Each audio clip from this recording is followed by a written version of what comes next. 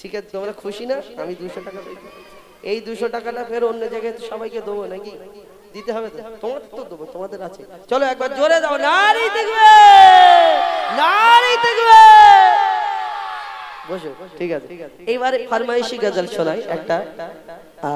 শুনছি সবার মুখেতে আসবে নবী দুনিয়াতে আইরে শোনায় মোর মাটির দাবায়, সেই গজলটি ছোট করে গাই, ছোট ছোট করে। তারপরে ইনশাআল্লাহ আমি একটা নতুন গজল শোনাবো আমার মা বোনেদের জন্য। দেখবে মা বোনেরা এই দুনিয়াতে মা ফাতেমার ঘটনা, তেনার স্বামীকে একটা জামা চেয়েছিলেন,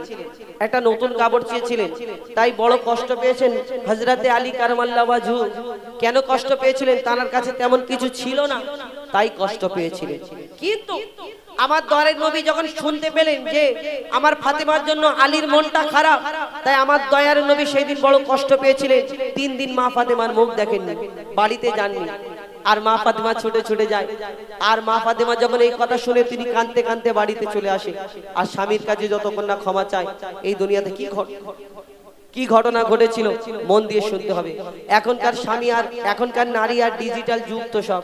আগেকার নারীদের কত তফাৎ বলুন তো। আগে নারীরা যদি স্বামী বাইরে থেকে কাজ থেকে আসতো, ওই একটু বাতাস করতো, একটু পানি দিত, একটু যা লাগতো প্রয়োজন মিটিয়ে দিত। কিন্তু এখন যদি স্বামীরা বাইরে থেকে কাজ থেকে আসে, ওগো মনির মা না কচির মা, আমার এই লুঙ্গিটা কোথায় আছে, যদি এই কথাটা জিজ্ঞেস করে, আর যদি কাজের যদি একটু বেগ থাকে, ওরে বাপ রে বাপ, তোমার চোখ নেই দেখা পাও না, ওইখানে মেলা আছে, টাঙানো আছে। তুমি বলো স্বামীকে জোরে জোরে কথা বলো। শোনো, আল্লাহর পরে আল্লাহ যদি সিজদা করার হুকুম দিত, ও নারী তোমার স্বামীর কদমে সিজদা করার হুকুম দিত। স্বামী কত মূল্যবান জিনিস তুমি জানো না। আমার নবী এই স্বামীদের যে সেবা করে সেই নারীদের জন্য কত কি বলে গেছেন, আপনারা অনেকে জানেন, অনেকে জানেন না। একটু শ্বশুর বাড়ি যদি কষ্ট হয়, বাপের বাড়ি ফোন করে গিয়ে বলে, ফোন করে বলে আমাকে কলসিতে গলায় কলসি ঢুকিয়ে পুকুরে ডুবিয়ে মেরে ফেলে দিতে পারতে, কি দরকার ছিল না কিপটে শ্বশুর বাড়ি বিয়ে দেওয়ার? বলেন না? বলেন না? সারা জীবন একটা ছেলে জীবন তার মানে জীবনটাকে খেটে খেটে খেটে খেটে তার জীবনটাকে শেষ করে দেয়, কিন্তু একটা নারী একটা ছোট্ট কথা বলে, কি বলে বলো তো? একটু ঝগড়া ঝামেলা হলে বলে আমার জন্য তুমি কি করেছো, কি দিলে সারা জীবন, এই কথাটা বলে। যে মনে আঘাত লাগে, এই আঘাতটা কত বড় আঘাত আপনারা জানেন না। মন দিয়ে শুনতে হবে ঘটনামূলক গজল। কিন্তু তার আগে আরেকটি গজল শোনায় ফরমাইশ মোতাবেক, আইরে শোনায় মোর মাটির দাবায়। আমার নবী দো জাহানের বাদশা হুজুর আকরাম সাল্লাল্লাহু আলাইহি ওয়াসাল্লাম তার সম্পর্কে মা আমিনা আমার নবীকে নিয়ে কি বলে, লিখছে দেখুন। আইরে সোনা আয় মোর মাটির দাবায়, আইরে সোনা আয় মোর মাটির দাবায়, আইরে সোনা আয় মোর মাটির দাবায়, আয় ওলো খড়ের ঘরে, ও মোর নূর মোর ছেড়া মাদুর, ও মোর নূর মোর ছেড়া মাদুর, তোকে রাখবো বুকে করে।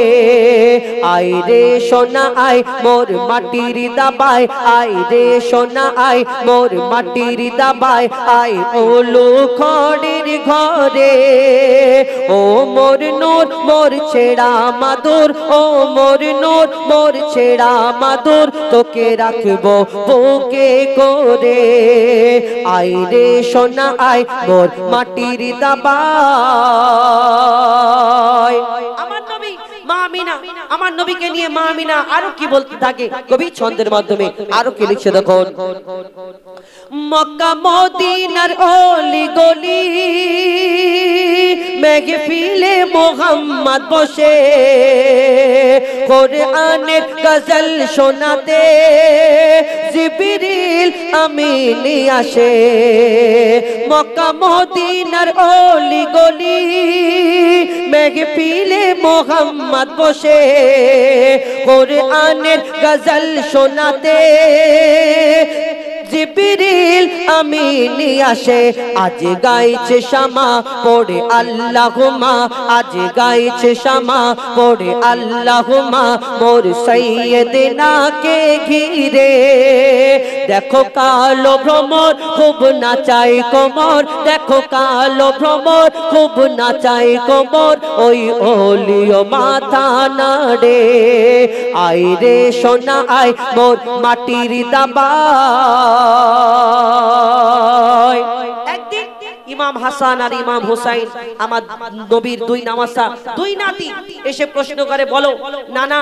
এই সময় আমার নবী দো জাহানের বাদশাকে তিনি একদিন আবদার করলেন নানা আমরা ঘোড়া চড়বো কিন্তু আমার নবী তার নাতিদের নওয়াসাদের এত ভালোবাসতেন তিনি আমার নবী চিন্তা করলেন এখন ঘোড়া কোথায় পাবো আর যদি ঘোড়াটা না চড়াই তাহলে আমার নাতিদের মনটা খারাপ হবে তিনি জমিনে হাত রাখলেন আর হাত রাখার ফলে বলে শোনো আমার পিঠের উপরে ওঠো তোমরা ঘোড়া চড়ো আমি ঘোড়া সাজবো আর আমার নবীর পিঠে উঠে কেউ পাগড়ি ধরে টানাটানি করছে কেউ দাড়ি মুবারক ধরে খেলা করছে মা ফাতেমা দূর থেকে দেখা পেয়ে মানে ভাবছে যে আমার আব্বার কত কষ্ট হচ্ছে মা ফাতেমা যখন তাড়া করতে যায় বারণ করতে যায় তখন আমার দয়ার নবী কি বলে আর আমার নবীর পিঠে উঠে ইমাম হাসান ইমাম হোসেন প্রশ্ন করে বলো ইমাম হাসান ভারী না ইমাম হোসেন ভারী যদি তারা কষ্ট পাবে বলে তাই তারা নবী ঘোড়া সাজলেন কিন্তু পিঠে উপরে উঠে একটা প্রশ্ন করলেন যদি হাসান ভারী বলে তার ইমাম হোসেনের মনটা খারাপ হবে কি উত্তর দেয় কবি ছন্দের মাধ্যমে আরো কি লিখছে দেখুন আলীর জোড়া চড়ে ঘোড়া হাসান হোসেন নবীর সওয়ারি বলো বলো গো মোদের নানা হাসান ভারী না হোসেন ভারী মা জোহরা করে তাড়া বলে দাঁড়া রে আনছি ছড়ি কিছু বলো না ও ফাতেমা আমি নানা সব সইতে পারি কেউ পাগড়ি ধরে কেউ দাড়ি ধরে কেউ পাগড়ি ধরে কেউ দাড়ি ধরে যেন দুজনে ঘোড়া চড়ে ওরে হোসেন হাসান তোদের ওজন সমান ওরে হোসেন হাসান তোদের ওজন সমান নানা জানকে দে এবার ছেড়ে আয় রে সোনা আয় মোর মাটির দাবায় শেষ কথা আমাদের সকলকে কিন্তু দুনিয়া ছেড়ে চলে যেতে হবে সকলকে মৃত্যুর স্বাদ চাখতে হবে কেন কোরআনে আল্লাহ উল্লেখ করলেন যে কথা যে দুনিয়াতে জন্ম নিয়ে এসেছে তাকে দুনিয়া থেকে বিদায় নিতে হবে এটা সবাই জানে আর কিছু কিছু মানুষ আমরা আছি মনে করি দুনিয়াতে এসেছি আর কোনোদিন যাব না আমরা ভুল করি গুনাহ করি ছেলেপুলের ভবিষ্যৎ করার জন্য লক্ষ লক্ষ টাকা ওই টাকা ব্যাংকে ফেলে দিলাম ফিক্স করে দিলাম টাকা সুদে সুদে বেড়ে গেল আর ছেলে মেয়ে ভবিষ্যতে বড় হয়ে ওই টাকাটা দিয়ে বিয়ে শাদী দেওয়া হবে এবং সংসার করবে বা ওই কাজ কারবার করবে আরামে থাকবে তোমার ছেলের জন্য তুমি যে পাপটা করলে গুনাহ করলে সেই কাল কিয়ামতের ময়দানে যদি তোমার ছেলেকে দেখা পাও আর যদি বলো আব্বা বাপ তোমার জন্য তো কত কি ভুল করেছি আর আমার একটু নেকি কম পড়েছে দু চারটে নেকি ধার দাও চিনতে পারবে বলে কে তুই আমার আব্বা চিনতে পারবে না যে স্ত্রী বললে হ্যাঁ গো আমার বাচ্চাদের কি হবে একটু টাকা ফিক্স করে দাও সেই স্ত্রী তোমার চিনতে পারবে না পারবে না তো এই দুনিয়াতে তুমি যখন চলে যাবে তোমার কাফন কেনার টাকা তুমি নিজে দিতে পারবে না কিসের অহংকার কিসের দুনিয়াতে এই গোমর কবি ছন্দের মাধ্যমে সেই সম্পর্কে শেষ কথায় লিখছে দেখুন কে কিনবে আমার কাপড় আপন বলে মোর কিছুই নাই দেখো দেখো মোর দু হাত খালি নিজের বলে মোর কিছুই নাই আমার জমানো ধন দৌলত আপন জনা সব নিয়ে নিল মোর মরণ যখন ঘনিয়ে এলো আমায় তখন সব ভুলে গেল এই স্বার্থের দুনিয়া নেই মায়া দয়া স্বার্থের দুনিয়া নেই মায়া দয়া শুধু তোর কাছে নিতে পারে যখন তোর থাকবে না কিছু সবাই হাঁটবে পিছু থাকবে না কিছু সবাই হাঁটবে পিছু আবুল কালাম অসহায় থাকবি পড়ে আবুল কালাম অসহায় থাকবি পড়ে আয় রে সোনা আয় মোর মাটির দাবায় আয় রে সোনা আয় মোর মাটির দাবায় ফরমাইশ মোতাবিক গজল আপনাদের সম্মুখে একবার দেবে নাকি আস্তে করে জোরে করে দাও নারে তাকবীর সামনে যতক্ষণ থাকবে ততক্ষণ আওয়াজ এখানে কি বলতো এরকম পাটা চটচট করছে ও ও আচ্ছা আচ্ছা তো তো শুনলেন জানি না আপনাদের কেমন লাগছে আমরা বিশেষ করে উত্তর 24 পরগনায় যখন অনুষ্ঠান করি কনফিউজ হয়ে যায় কেন আমাদের ওইদিকে কি হয়, ভালো লাগলে বলে দাদা ঠিক আছে ঠিক আছে, আবার একটু যদি এই নর্মাল মতো হয় দাদা এইরকম না এরকম গান। কিন্তু আপনাদের এইদিকে কি হয়, গজল তুমি বলে যাও আর আমরা শুনে যাও, ভালো লাগুক আর না লাগুক দাঁড়িয়ে থাকি, না ভালো লাগলেও চলে যায়, ভালো লাগলেও চলে যায়। অনেকজন একটা সময় একটা মাইন্ড সেট আপ করে আসে বাড়ি থেকে, আমি ঠিক 10টা পর্যন্ত থাকবো, 10টার সময় ভালো হোক অনুষ্ঠানে, যদি মানে কি বলে ফাটাফাটি অনুষ্ঠান হলেও 10টায় চলে আসবো, আর ভালো না লাগলেও 10টা পর্যন্ত থাকবো, কি বলে শুনে আসবো, এরকম হয় না? তো আপনাদের এইদিকে বেশি কোনো হয় না, তো আপনাদের এইদিকে জলদি শুয়ে পড়ে বেলাবেলি। তো জানি না আপনাদের কেমন লাগছে, আপনারা যেমন বলেছেন সেইগুলো ফরমাইশি গজল পরিবেশন করে শোনানোর চেষ্টা করলাম।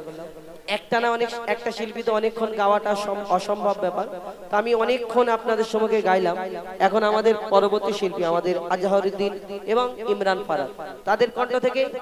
একটা দুটো শুনুন, তারপরে আমি আসবো পরপর সব কটা গাইবো, গিয়ে তারপরে আপনাদের কাছ থেকে বিদায় নেব ইনশাআল্লাহ। এখন শুনতে থাকুন আমাদের আজহারউদ্দিন এবং ইমরান ফারাদ তার কণ্ঠ থেকে। হ্যালো হ্যালো, বিসমিল্লাহির রহমানির রহিম, আসসালামু আলাইকুম ওয়া রাহমাতুল্লাহি ওয়া বারাকাতুহু। তো এখন আপনাদের সম্মুখে আমরা দ্বৈত কণ্ঠে পবিত্র নাতে রাসূল সাল্লাল্লাহু আলাইহি সাল্লাম পাঠ করে শোনাবো, আপনারা ধীরে ধীরে ভাবে শ্রবণ করুন। ঠিক ঠিক, হ্যালো হ্যালো। আরব সাগরে বসিয়া পারে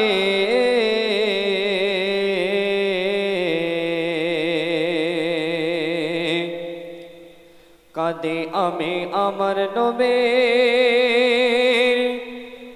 দেখার তরে রে,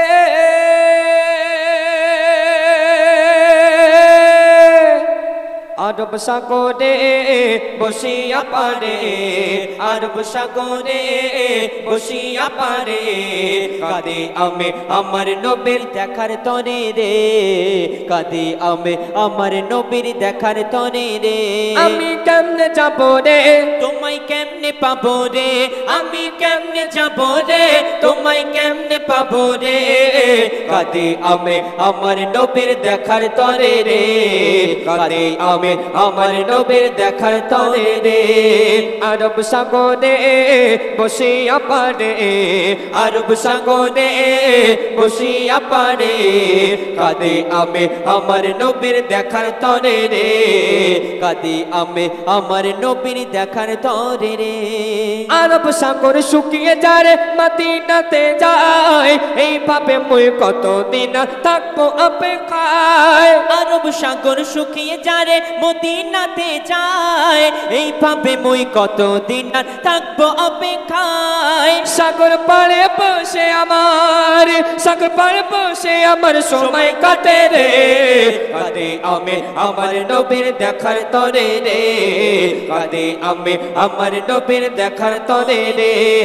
আরব সাগরে বসিয়া পারে, আরব সাগরে বসিয়া পারে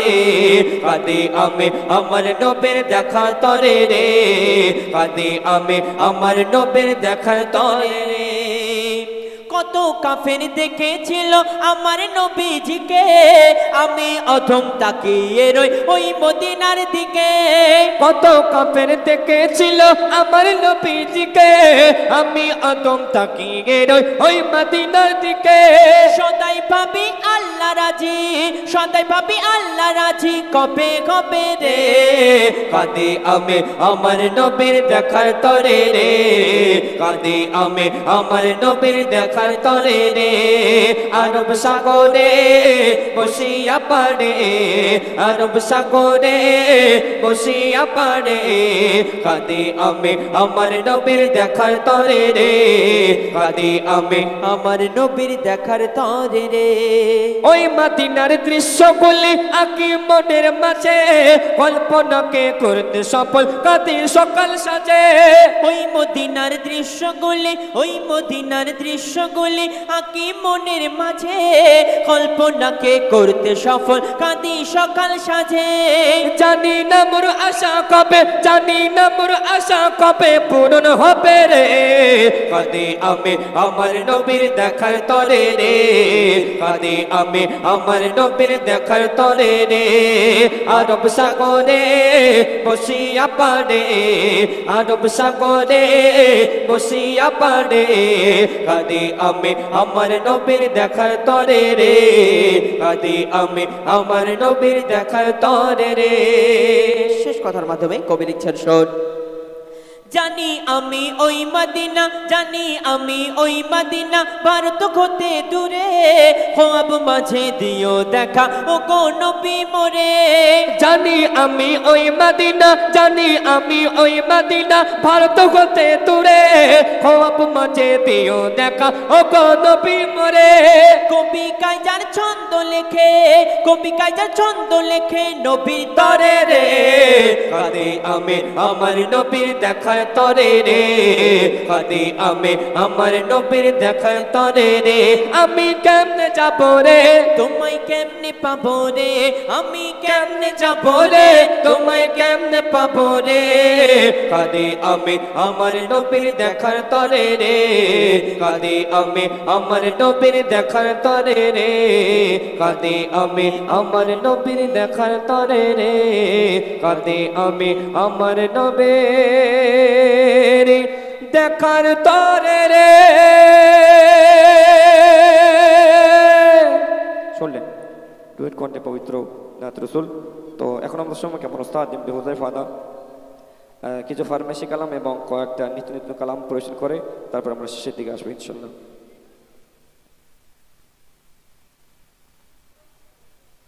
এই কচিরা চেঁচামেচি করছে কেন? বসে চুপ করে। তো এইবার আপনাদের সঙ্গে দুটো একটি গজল বলি, তারপরে কেন কালকে জলসা আছে, এই জলসাতে ভাই সাহেব আসবেন, আবু তাহের সিদ্দিক আল কুরাইশি সাহেব এবং হিজবুল্লাহ আকঞ্জি সাহেব এবং জুলফিকার আজিজ সাহেব সরবেড়িয়া সন্দেশখালী এবং খুব বিখ্যাত বিখ্যাত আলেম ওলামা জানারা এখানে উপস্থিত হবে। তো আপনারা কাল মূল যেটা উদ্দেশ্য,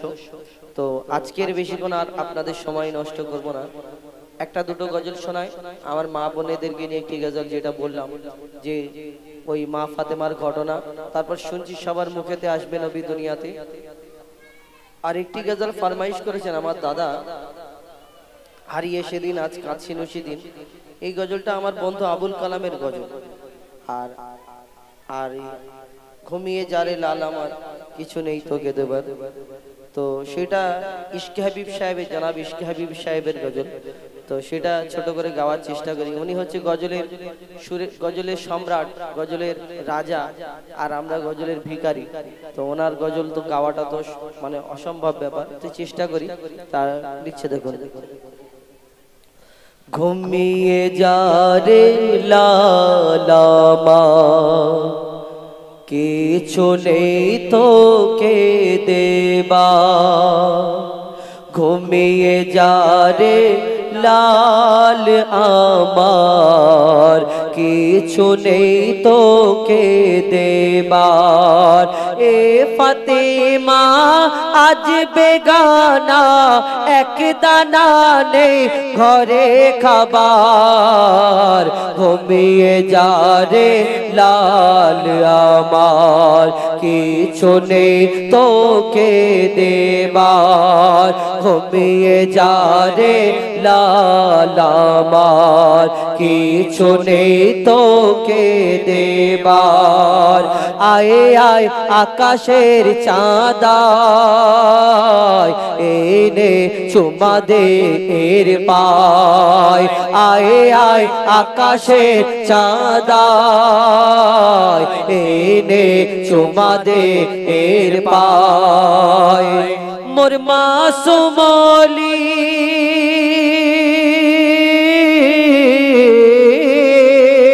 মোর মাসুমলি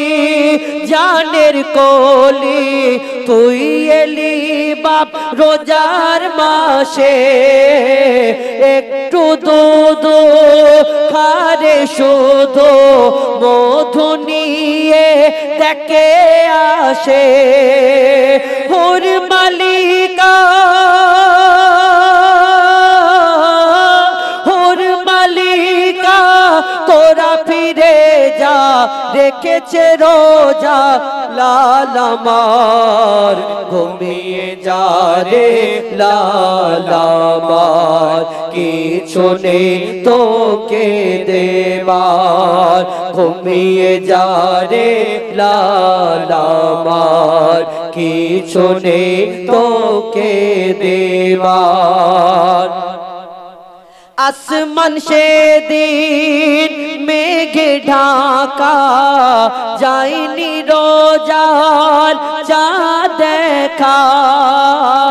চাঁদ না দেখে রোজা রাখে এমন এমন ওলি পাবে কোথায় শুনে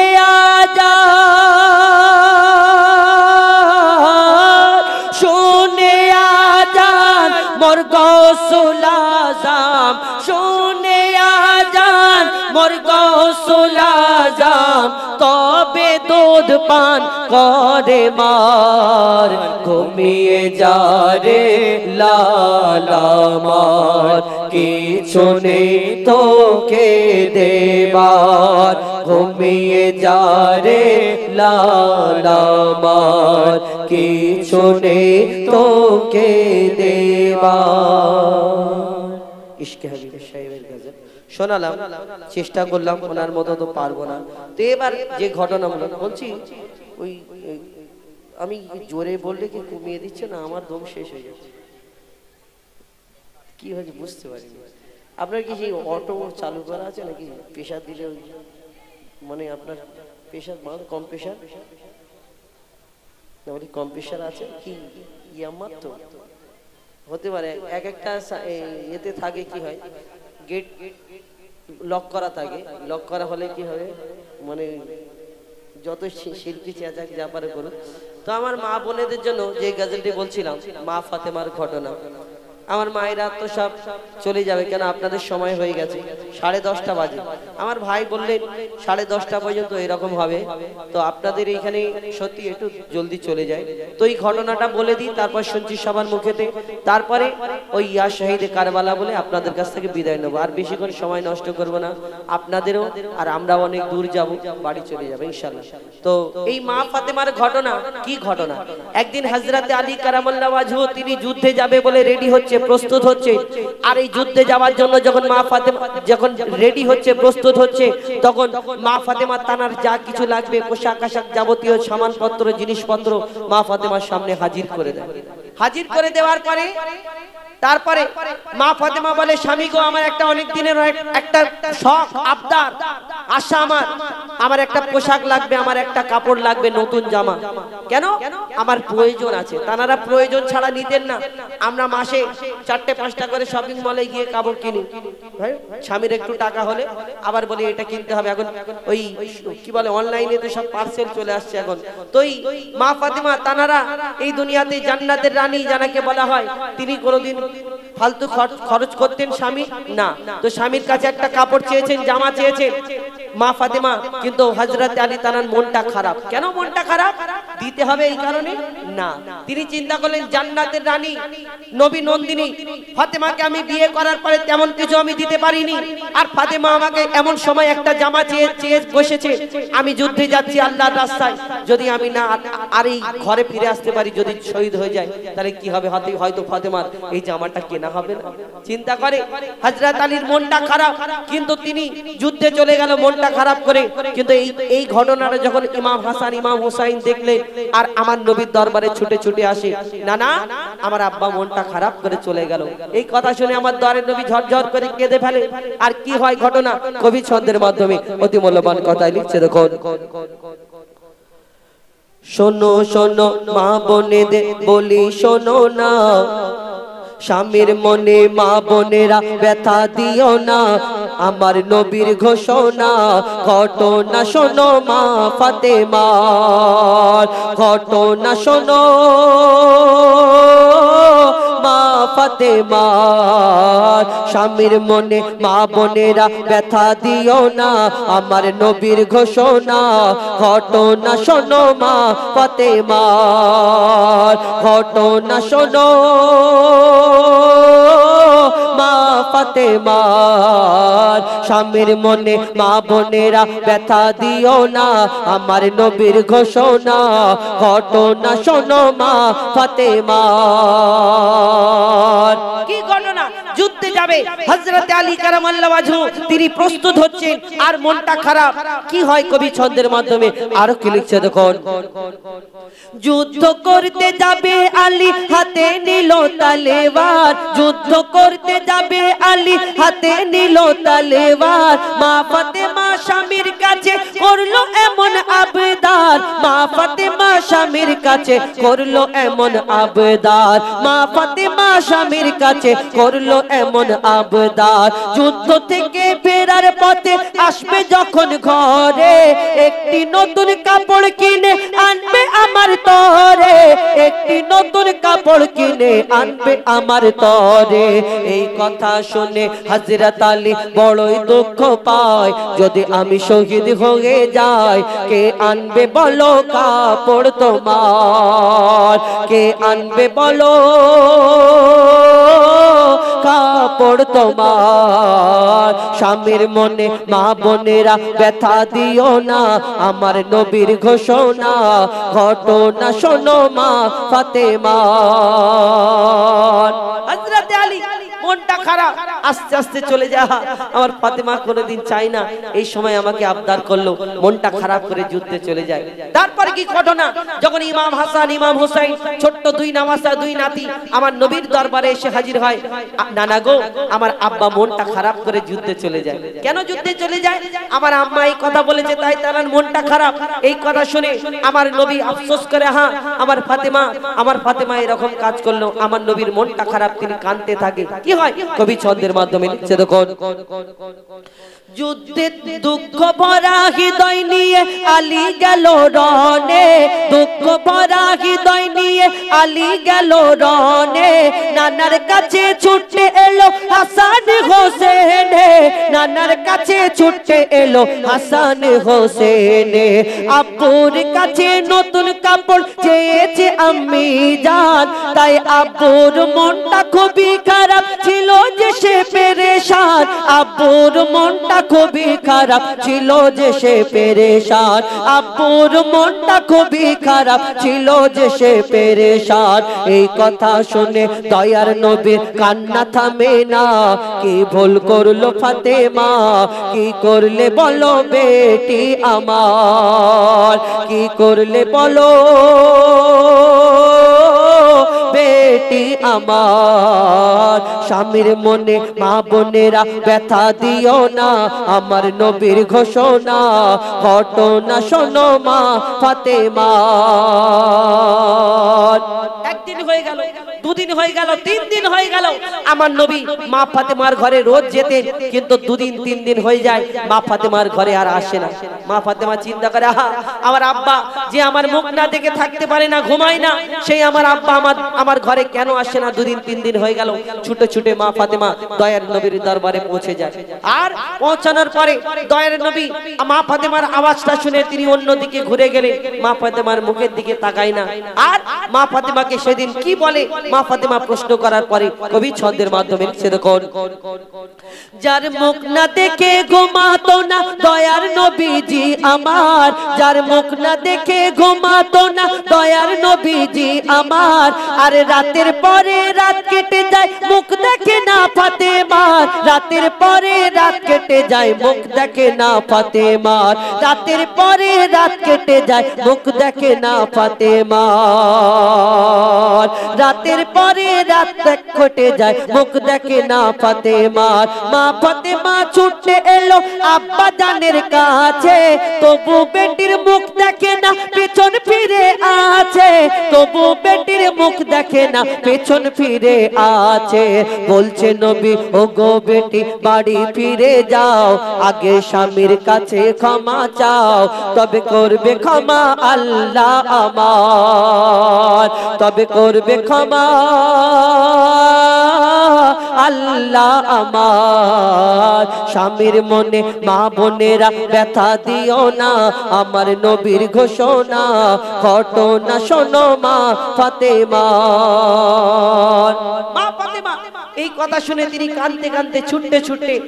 আর নিজের ঘরে পৌঁছে যায় দরজাটা বন্ধ করে তিনি হেলান দিয়ে দরজায় বসে থাকে আমার স্বামী কখন আসবে আমার স্বামী কবে আসবে এই স্বামীর জন্য এই স্বামীর মনে কষ্ট পেয়েছে তাই আমার নবী আমাকে এই দুনিয়াতে আমার নবী কষ্ট পেয়েছে আর আমার নবী যদি কষ্ট পায় আমার আল্লাহ কষ্ট পাবে মা ফাতেমা চিন্তা করে আমার স্বামী কখন ঘরে ফিরবে একটা সময় টুক টুক করে দরজায় আওয়াজ হয় ফাতেমা দরজা খোলো দরজা খোলার পরে মা ফাতেমা তিনি সব ঘটনা বলে সবকিছু ওই যা কিছু লাগে তার স্বামীর সবকিছু যোগান দিয়ে ইন্তেজাম করে দিয়ে তার স্বামীর পা দুটোকে জড়িয়ে হাউ হাউ করে কাঁদে স্বামী গো তোমাকে কষ্ট দিয়েছি তুমি আমার কথায় কষ্ট পেয়েছো তাই আমার নবী আমার প্রতি কষ্ট পেয়েছে আমার আল্লাহ আমার প্রতি কষ্ট পেয়েছে তো মা ফাতেমা যখন তিনি কাঁদতে থাকে হযরতে আলী তিনি বলে হ্যাঁ আমি তো এই কারণে কষ্ট পাইনি আমার কাছে কিছু নেই বলে তো কষ্ট পেয়েছি চলো তখন মা ফাতেমাকে নিয়ে আমার দয়ার নবীর দরবারে যায় তারপরে কি হয় আর আমার নবী কি বলে শেষ কথায় লিখছে দেখুন যুদ্ধে থেকে যুদ্ধ হতে হযরত আলী এলো যখন ঘরে চাইছে ক্ষমা মা ফাতেমা পা দুটোকে ধরে চাইছে ক্ষমা মা ফাতেমা পা দুটোকে ধরে ক্ষমা করে দাও আমারে আর করব না এমন ভুল ক্ষমা করে দাও আমারে আর করব না এমন ভুল আর তোমার মনে দুঃখ দিলে ব্যথা পাবে খোদার রাসূল তোমার মনে ব্যথা দিলে ব্যথা পাবে খোদার রাসূল আলী ফাতেমা হাসান হোসেন নবীর কাছে যায় নবী মোর দেখে শান্তি পায় এমন ভুল কখনো করো না গো আর এমন ভুল কখনো করো না গো আর স্বামীর মনে মা বোনেরা ব্যথা দিও না আমার নবীর ঘোষণা ঘটনা শোনো মা ফাতেমার সব শেষ শুনে রাখুন জানালাম স্বামীর মনে কষ্ট দেন স্বামীর উপরে জোরে জোরে কথা বলেন স্বামীর উপরে বড় বড় মুখের উপরে কথা বলেন তানারা খাস করে শুনে রাখুন আমার দয়ার নবীর কি ঘোষণা যারা স্বামীকে কষ্ট দেয় তাদের জন্য কবি ছন্দের মাধ্যমে লিখছে দেখুন বলছে নবী আল আরাবী শোনো বেটি ফাতেমা আলী যদি আজ তোমাকে না করি তো ক্ষমা আলী যদি আজ তোমাকে না করি তো ক্ষমা আমি তোমার আব্বা তোমাকে ক্ষমা করতাম না আমি তোমার আব্বা তোমাকে ক্ষমা করতাম না স্বামীকে যে দুঃখ দেবে আমি তাকে চিনব না স্বামীকে যে দুঃখ দেবে আমি তাকে চিনব না কেমন শিক্ষা দিয়ে গেল নবী দো জাহান শুনে রাখ মঈদুল ইসলাম ভুল ছিল না মা ফাতেমার ভুল ছিল না মা ফাতেমার স্বামীর মনে মা বোনেরা ব্যথা দিও না আমার নবীর ঘোষণা ঘটনা শোনো মা ফাতেমার ঘটনা শোনো মা ফাতেমার ঘটনা শোনো